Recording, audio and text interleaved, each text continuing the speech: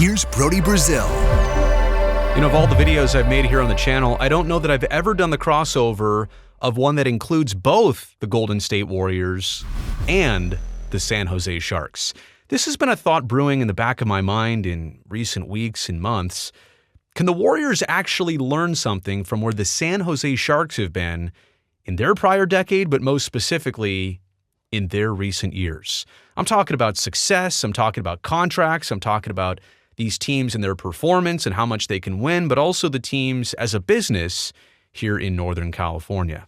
I want to first examine the Sharks because they're the example here. They're the ones that the Warriors, I think, should take a healthy look back at. And granted, hockey and basketball, you have a team like the Warriors that's won a couple titles versus the Sharks, which contended annually. They got to the final in 2016, never won. But I think generally speaking, let's just say it like this, two teams, two franchises that were huge. And the Warriors, I think, are still on that tail end of maybe being huge. But for more than a decade, so much success, annual contenders. And on that note, let's just look at the Sharks. Now, I'm saying here to look at them in the late 2010s.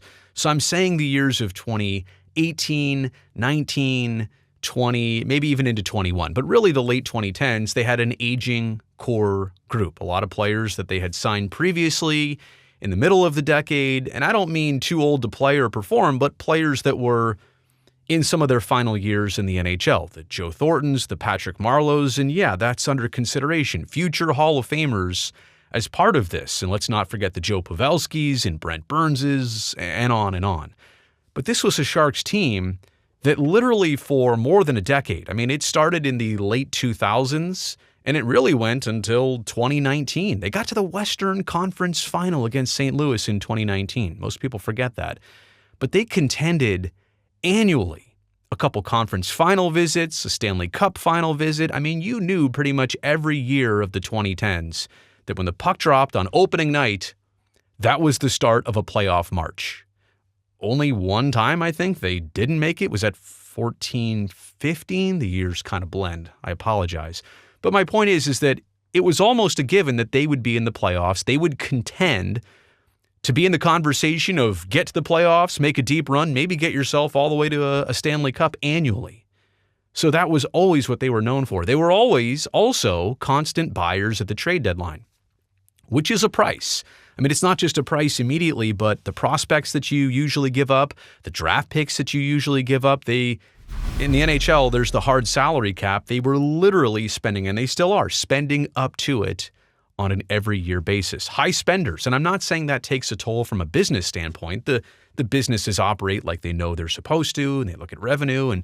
But both teams, the Sharks and the Warriors, not afraid to spend. They were not doing this on the cheap. They were really out, the Sharks really out to do the best they could with that group and willing to spend all the way up to it. So in characterizing the Sharks of the 2010s, but especially the late 2010s, I think all of this is applicable.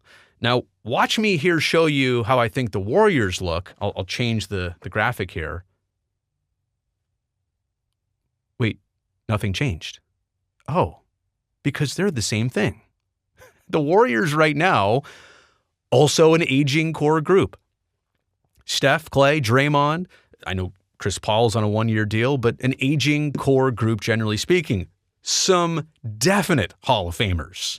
The three that are on the roster right now, I mean, maybe more, but I know at least three future Hall of Famers. They have contended annually. They've won the Larry O'Brien Trophy multiple times. So they're in a little bit of a different situation with the Sharks. Their efforts paid off more, but again, they've been the consistent buyers. They've been the consistent high spenders, and they have to look at how long can you ride this wave for? That's the point I'm eventually getting to here about the Sharks and their rebuild and their retooling that they're going through right now versus what the Warriors are on the brink of. But it's really important right now that they take a look back and understand that if you delay this, if you try and stop this from happening, if you hang on to what you've got too long, I mean, I think the Sharks, they've already realized that. They've already moved on from that, but I think their delay might have set them back a few years. There is a certain price of winning. And if you're the Sharks, this is kind of like the hindsight of what to take away from them. When you're that good for that long and that competitive, and then you have to commit to those players that got you there, you're kind of building a foundation, you're doubling down on the foundation that you have, and you can't be as versatile, and you don't get all those high draft picks. I mean, look, if you're successful, you're drafting 25, 6th, 7th every year. You're not getting the number 1, 2, 3, 4, or 5 lottery pick. That's just not happening. So you're not able to sustain the pipeline. You're not able to sustain your future as well when the success is so stretched out, right? When it sustains for such a long period of time.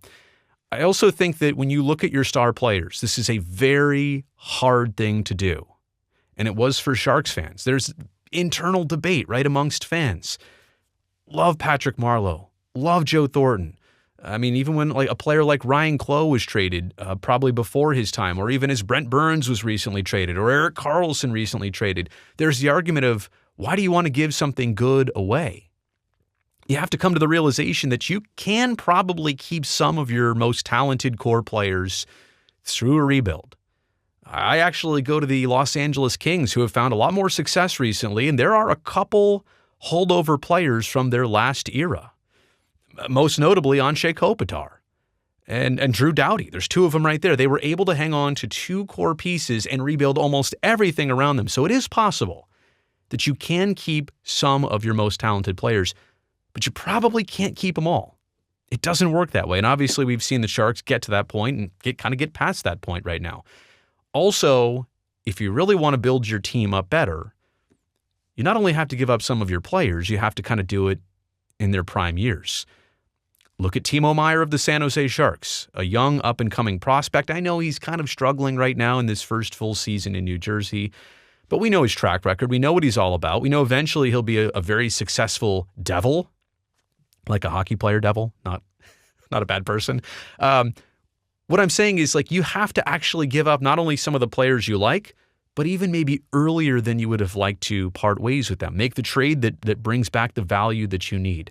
I think the Sharks, and look, by Mike Grier and David Quinn and the new structure of the hockey side taking over, I think they look at things a lot more differently than anybody else would. They came in, they didn't sign anybody. They're only here to reassess, restructure, and move on. And it's the Sharks process. It's going to take a while, and I think what you're looking at is, if this had started earlier, the Sharks wouldn't have went through it as long, and they'd be farther along now. It doesn't matter at this point. The process has started, and they are moving forward, and they are getting high draft picks. Will Smith of last year. I know everybody would love to see a Macklin, Celebrini, and Teal in the near future. By the way, there's another Warriors connection. His father, Macklin's father, is one of the Warriors trainers. Anyway, look that story up. It's very cool. But the point being here is that at some point, you got to realize the turnover, when to do it, probably earlier than it feels right or desirable. It's uncomfortable. Again, I don't want to throw shade on the Sharks here, because they're getting to it. Like, they are doing it right now. So there's no question and no problem about it. It's just that the Warriors are finding themselves on the doorstep of that same conversation of where the Sharks were at. And maybe the only thing about the Sharks is that it just took another year or two to fully commit to it. I would also say that it was a really weird year or two with the 2021 season influenced by the pandemic. And it's just a lot of questions to be figured out with life in general, let alone the hockey team. So should the Warriors learn from the Sharks? Probably. And I realize that might mean for some uncomfortable times. You've noticed here, I've not made any suggestions about specifically what the Warriors should do. I'm not making that video of trade him, do this, do that. No. I'm just saying, generally speaking, they might have to do some things that would open your eyes, but in the long term, you may actually appreciate them a lot more. You've made it here to the end of this first Sharks Warriors crossover video. I appreciate that. Thumbs up down below. Also, don't forget to subscribe to the channel so I can definitely see you back here next time.